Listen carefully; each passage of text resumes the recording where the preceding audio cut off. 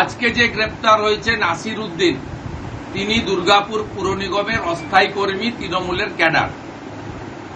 ওনার বাবা পার্টির portfolio holder.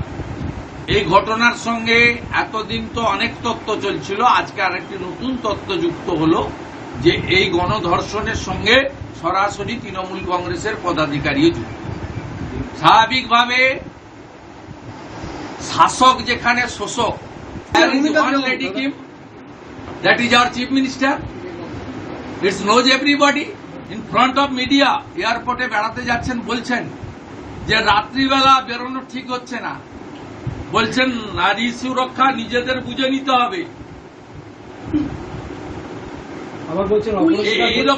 এইরকম এত সাহসী মুখ্যমন্ত্রী, বোল্ড মুখ্যমন্ত্রী পাবেন নাকি কোথাও?